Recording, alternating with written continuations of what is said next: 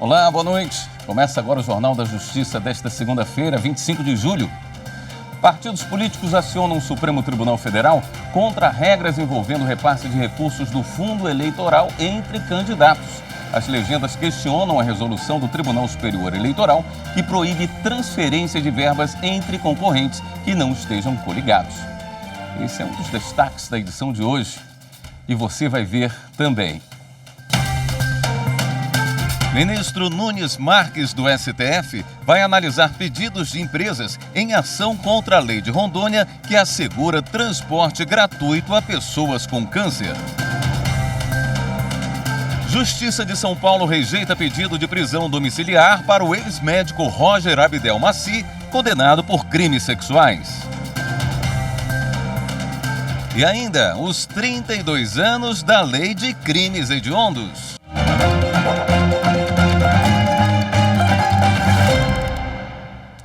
O União Brasil, o Partido Liberal, o Republicanos e o Progressistas ajuizaram no Supremo uma ação para que seja permitido o repasse de recursos do fundo partidário e do Fundo Especial de Financiamento de Campanha entre candidatos a cargos majoritários e proporcionais numa mesma circunscrição, ainda que de partidos diversos, desde que coligados na disputa majoritária. As siglas argumentam que dispositivos de uma resolução do Tribunal Superior Eleitoral proíbem o repasse dos fundos dentro ou fora da circunscrição por partidos ou candidatos não pertencentes à mesma coligação ou não coligados. Para as legendas que recorreram ao STF, a norma invadiu a competência do Congresso Nacional para estabelecer vedação de repasses não prevista na Lei das Eleições e ofendeu a autonomia partidária determinada na Constituição Federal. As legendas explicam que o pleito municipal de 2020 foi o primeiro depois da proibição de coligações nas eleições proporcionais, ou seja, de deputados e vereadores, sendo ainda permitidas na disputa majoritária para presidente, governador e senador. Por isso, afirmam que a única interpretação possível é que não existe vedação expressa ao repasse de recursos entre candidatos a cargos majoritários e proporcionais de partidos distintos, mas que estejam coligados nas eleições majoritárias na mesma circunscrição, já que efetivamente há coligação, ainda que não para a disputa dos mesmos cargos. A ação foi distribuída ao ministro Ricardo Lewandowski.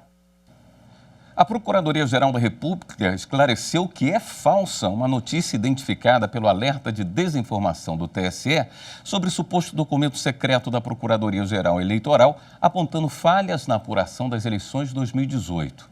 A notícia se refere ao documento público em que um cidadão questiona a lisura do pleito de 2018 e sugere a adoção de voto impresso no país.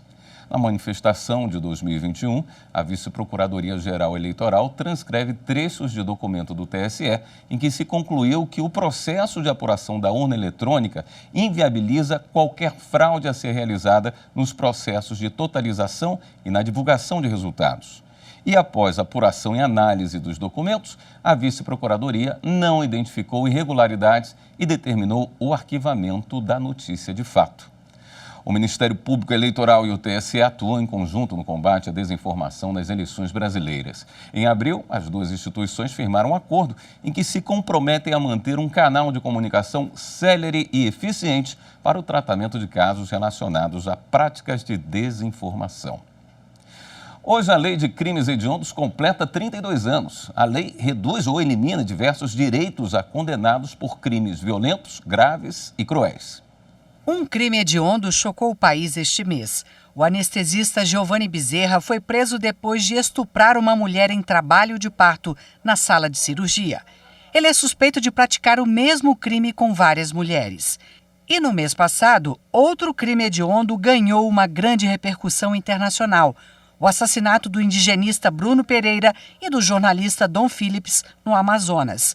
Os 3 homens denunciados pelo crime vão responder por homicídio qualificado. Segundo a Lei 8.072 de 1990, também são exemplos de crime hediondos o latrocínio, que é o roubo seguido de morte, a epidemia com resultado de morte, o genocídio, a extorsão mediante sequestro, o comércio ilegal de armas de fogo, a alteração de produto para fins terapêuticos ou medicinais. O crime hediondo é tratado na lei de forma severa.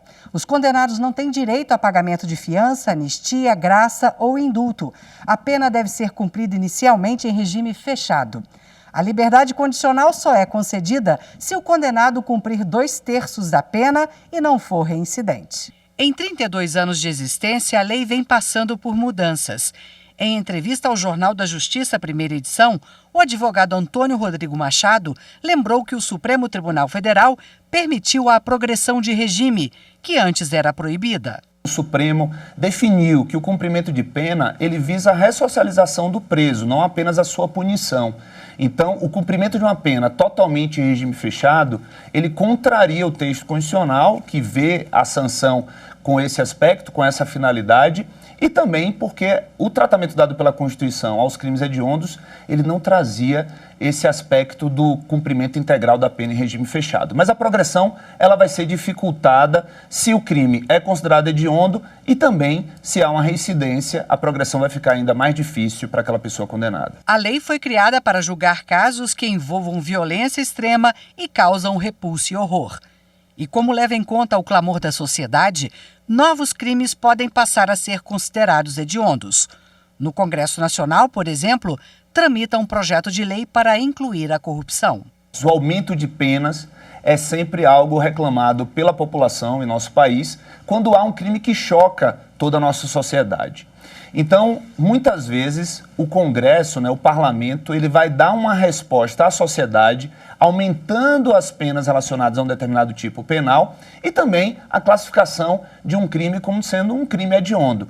Por exemplo, nós temos crimes ambientais que hoje não são colocados como crimes hediondos, mas pode ser pelo desenvolvimento da nossa sociedade, pelo aumento do clamor popular no respeito ao meio ambiente, que venha a existir no futuro uma alteração da lei de crimes hediondos e os crimes ambientais também entrem nessa lista. O presidente do Supremo Tribunal Federal, ministro Luiz Fux, encaminhou uma ação ao relator, ministro Nunes Marques, que questiona a gratuidade no transporte intermunicipal de pessoas com câncer em Rondônia. O relator, ministro Nunes Marques, vai analisar o pedido da Associação Nacional das Empresas de Transporte Rodoviário de Passageiros, ANATRIP, contra a lei de Rondônia, que dá acesso gratuito ao transporte rodoviário intermunicipal no estado a pessoas em tratamento de câncer que tenham renda familiar mensal inferior a 2 salários mínimos. Para o presidente do STF, ministro Luiz Fux, o caso não se enquadra às normas do Regimento do Supremo, que autoriza a atuação da presidência para decidir questões urgentes nos períodos de recesso ou de férias. Para a concessão do benefício, é preciso a apresentação ao concessionário da linha intermunicipal do exame de diagnóstico com especificação do tratamento, duração e necessidade de deslocamento. A norma foi regulamentada no ano passado pelo governo do estado. O Estatuto do Idoso, a partir de hoje, passou a se chamar Estatuto da Pessoa Idosa. A mudança, aprovada pelo Congresso, foi sancionada pelo presidente Jair Bolsonaro e publicada no Diário Oficial de hoje. A norma substitui em toda a legislação as expressões idoso e idosos pelas expressões pessoa idosa e pessoas idosas. De acordo com o projeto de lei, o termo idoso é considerado excludente, usado para designar todas as pessoas mais velhas, mesmo que a maioria da população com mais de 60 anos seja formada por mulheres. Inicialmente, o PL previa a mudança apenas do nome do Estatuto, mas uma emenda apresentada no Senado garantiu a substituição dos termos em todo o texto da lei. Veja a seguir, Justiça rejeita pedido de prisão domiciliar para ex-médico Roger Abdel Maci, condenado por crimes sexuais. Voltamos em instantes.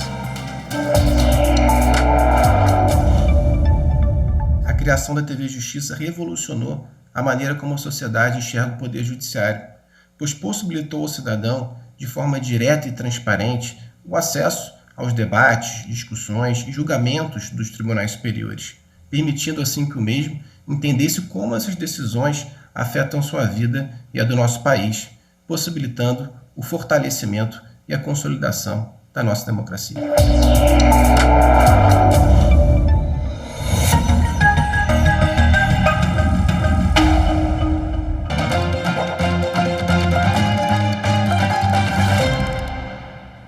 A Justiça de São Paulo rejeitou o pedido de prisão domiciliar feito pelo ex-médico Roger Abdelmaci, condenado a mais de 170 anos de prisão por crimes sexuais contra pacientes. A defesa alegou que Abdelmaci, de 78 anos, tem problemas graves no coração. Os advogados de Roger Abdelmaci argumentaram que a saúde dele piorou no presídio de Tremembé, no interior de São Paulo, e que depois das recentes internações, inclusive com procedimentos cirúrgicos, o ex-médico precisa ser monitorado o tempo todo.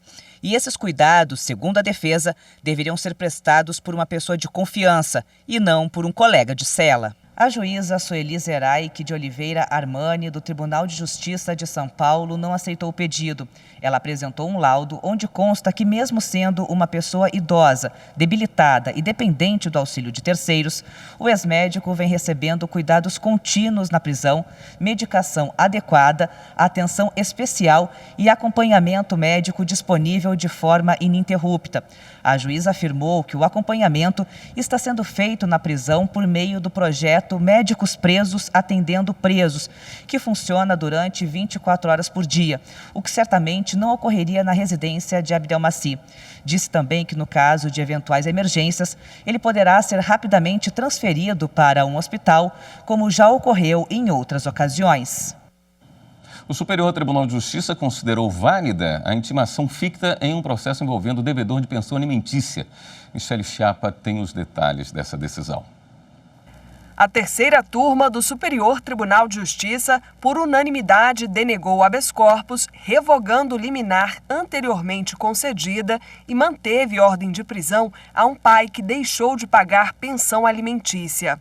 No caso julgado, o ex-casal fez acordo em 2014 para o pagamento da pensão alimentícia do filho. Após quase 4 anos, em 2018, o homem deixou de cumprir o trato. Por isso, foi pedido o cumprimento de sentença.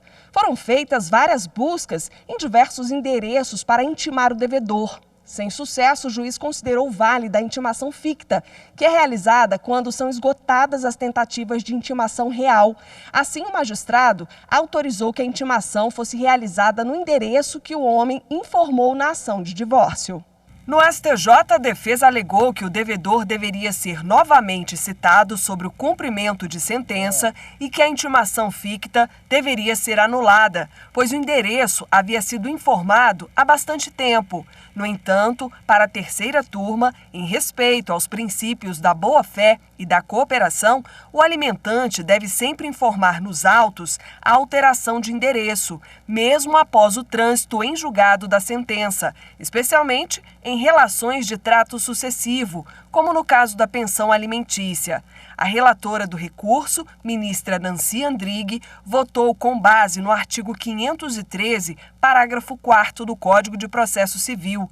Ela ressaltou que será válida a intimação pessoal fictamente realizada no endereço informado pelo devedor na fase de conhecimento, mesmo após o período de 1 ano contado do trânsito em julgado da sentença condenatória de alimentos.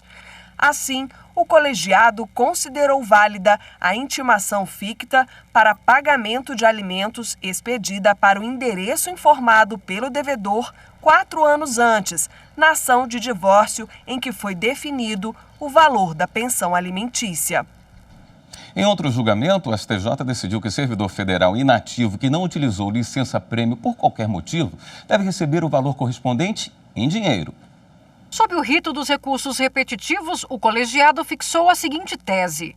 Presente a redação original do artigo 87, parágrafo 2º, da Lei nº 8.112, de 1990, bem como a dicção do artigo 7º da Lei nº 9.527, de 1997, o servidor federal inativo, sob pena de enriquecimento ilícito da administração, independentemente de prévio requerimento administrativo, faz jus à conversão em pecúnia de licença-prêmio por ele não fruida durante sua atividade funcional, nem contada em dobro para a aposentadoria, revelando-se prescindível a tal desiderato a comprovação de que a licença-prêmio não foi gozada por necessidade do serviço. O ministro Sérgio Kukina, relator dos recursos representativos da controvérsia, afirmou que a Lei 9.527 de 1997, apesar de ter extinguido a licença-prêmio, estabeleceu que os períodos adquiridos até 1996 poderão, entre outras coisas, ser convertidos em dinheiro no caso de morte do servidor. Porém, o STJ afirmou o entendimento de que a conversão em dinheiro também pode ser pleiteada pelo próprio servidor inativo.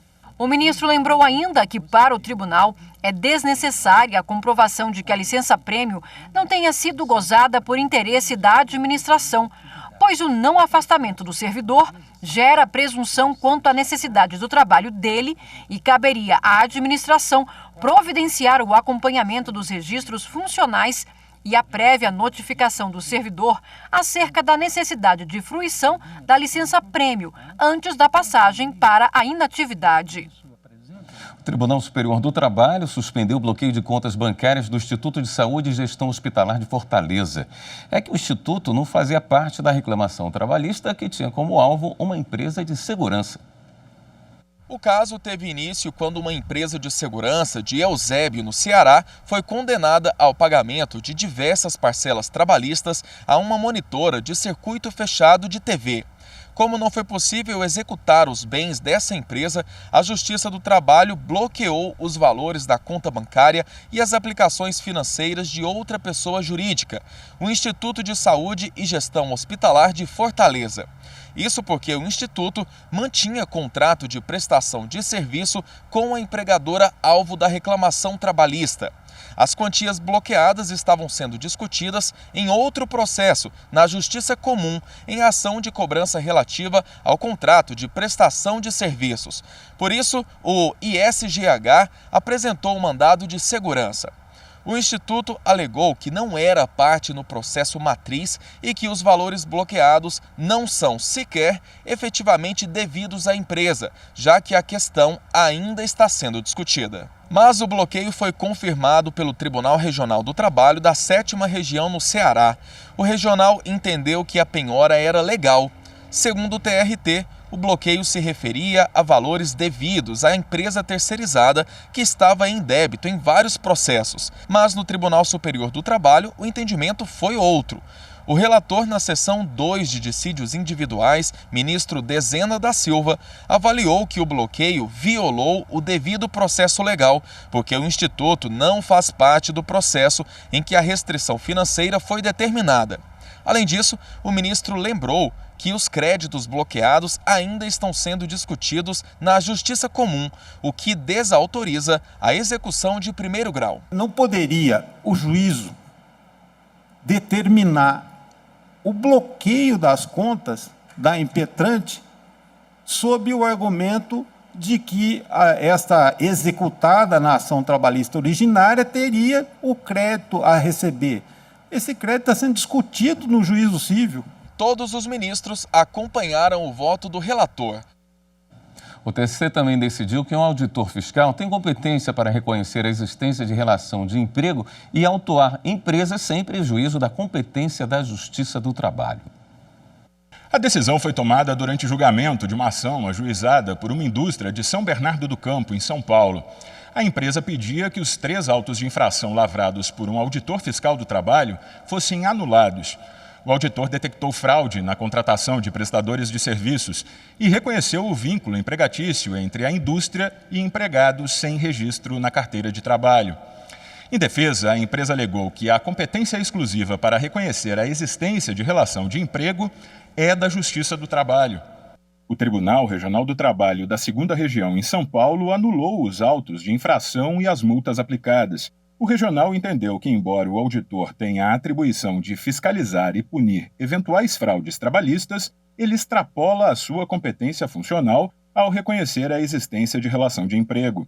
Em recurso ao TST, a União defendeu a atuação do auditor fiscal com o argumento de que a competência exercida pela Justiça do Trabalho não exclui o poder de polícia administrativa do Ministério do Trabalho e Emprego estabelecido pela Consolidação das Leis do Trabalho. O relator do recurso na 7ª turma, ministro Renato de Lacerda Paiva, apontou que o artigo 628 da CLT confere competência ao auditor fiscal, em sede administrativa para apurar a existência de relação de emprego, bem como para lavrar o auto de infração correspondente. O ministro estabeleceu que a jurisprudência do TST adota o entendimento de que a declaração de existência de vínculo de emprego feita pelo auditor fiscal do trabalho não invade a esfera da competência da Justiça do Trabalho, uma vez que esse profissional tem a atribuição de verificar o cumprimento das normas trabalhistas e que, mesmo após a autuação, permanece resguardado o direito da parte de recorrer ao Poder Judiciário para discutir a legalidade da penalidade administrativa. Por unanimidade, a 7ª turma reconheceu a competência do auditor fiscal do trabalho para concluir pela existência de vínculo empregatício, proceder à autuação do estabelecimento e aplicar as penalidades previstas em lei. Após a decisão, a empresa apresentou embargos de declaração ainda não julgados.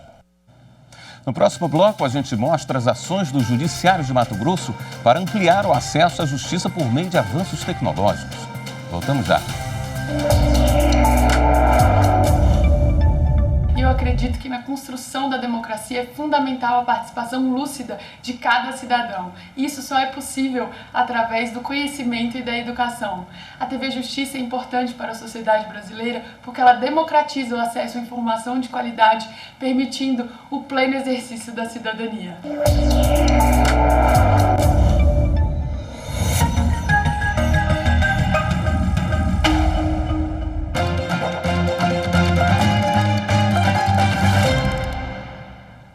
A Justiça determinou que a Universidade Federal do Maranhão realize as obras necessárias para garantir a preservação do Palácio das Lágrimas, no Centro Histórico de São Luís. A Justiça Federal deu um prazo de 180 dias para que a universidade realize reformas urgentes e necessárias à manutenção do Palácio das Lágrimas, imóvel do qual é proprietária, localizado no Centro Histórico de São Luís, capital maranhense. De acordo com os documentos apresentados, em 2014 a universidade firmou o termo de cooperação para recuperar o palácio, que seria reconfigurado para Palácio das Ciências. Mas as obras foram interrompidas. Segundo o laudo de vistoria elaborado pelo IPHAN, desde então nada foi feito para evitar mais danos. Em janeiro de 2020, outra reunião entre a universidade e o IPHAN chegou a ser realizada, a fim de identificar pendências para a conclusão da obra e alterar o projeto de restauração e requalificação do imóvel. Mas, até o momento, só foram realizadas a limpeza e vedação do imóvel, a fim de evitar ocupação irregular. As obras nunca foram retomadas, o que pode ocasionar riscos à população em razão do comprometimento de outros bens tombados na mesma área. Diante disso, a Justiça Federal determinou, sob pena de multa diária de R$10 mil, que a Universidade Federal do Maranhão realize as obras necessárias e adote medidas eficazes que garantam a preservação do Palácio das Lágrimas. A busca da evolução tecnológica inclusiva no Judiciário foi o assunto de uma audiência pública em Mato Grosso. O objetivo é fazer com que a transformação digital resulte na ampliação do acesso à justiça. O Poder Judiciário de Mato Grosso entrou definitivamente na era da Justiça 4.0, com a oferta de serviços em ambiente virtual, com agilidade, praticidade e eficiência. Mas essa evolução deve ser inclusiva e não excludente. É para o cidadão, seu maior cliente, que se trabalha. E de nada adianta se ele não consegue usar as ferramentas tecnológicas que estão a seu dispor. Segundo um estudo realizado por um comitê especializado, no Brasil, 1/4 da população não tem acesso à internet. É o mesmo que dizer que 47 milhões de brasileiros estão fora da rede mundial de computadores. E foi para debater essa realidade, com foco nos serviços prestados pelo Judiciário, que a Justiça Mato-Grossense, por meio da Corregedoria, realizou uma audiência pública de forma híbrida. No evento, que teve como tema a transformação digital do Poder Judiciário e os excluídos digitais, especialistas nacionais e regionais destacaram boas práticas e fizeram um diagnóstico do presente e o que se espera para o futuro nesse contexto. Entre os palestrantes, o juiz auxiliar da presidência do CNJ. Eu costumo dizer que o excluído digital é o excluído físico também, porque na maioria das vezes aquele que não tem a possibilidade de se valer de uma funcionalidade tecnológica, ele raramente tem dinheiro e disponibilidade para chegar ao prédio do fórum. Então, eu não tenho dúvida que estamos diante de uma situação totalmente inovadora e disruptiva Então, a gente deve e temos que olhar o serviço público de um modo integrado, para entender o judiciário de fato como um serviço. Uma coisa é consenso: a transformação digital do judiciário deve resultar em ampliação do acesso à justiça.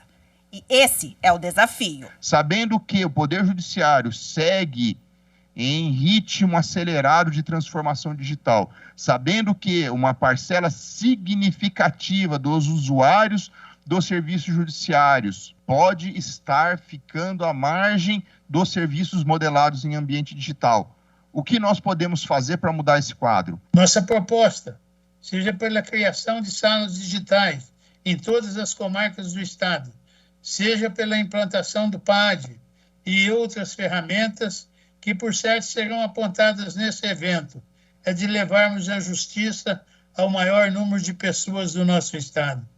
E, para isso, precisamos de todos vocês, cada um com sugestões, discussão e experiência na área. Precisamos abraçar os avanços tecnológicos na mesma medida em que precisamos voltar o nosso olhar para os mais carentes.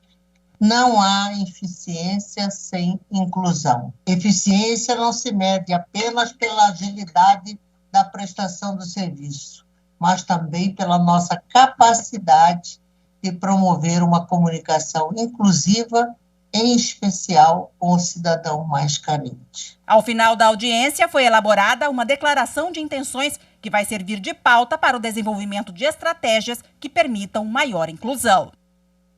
Esta edição do Jornal da Justiça fica por aqui. Um bom início de semana para você. Até amanhã.